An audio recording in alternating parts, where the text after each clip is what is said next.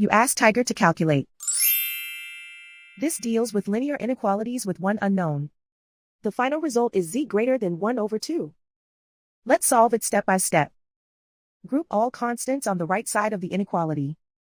Add 3/2 to both sides.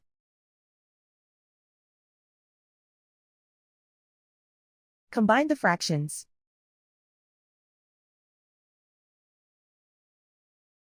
Combine the numerators.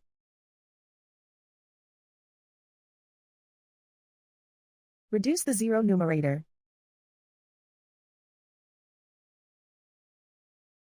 Simplify the arithmetic.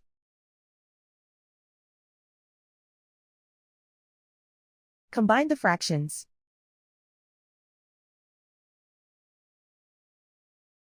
Combine the numerators.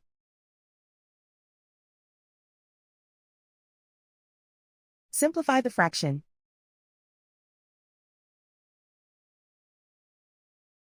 Isolate the z. Divide both sides by 2.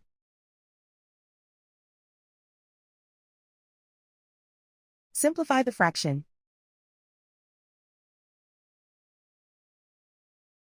Plot the solution on a coordinate grid.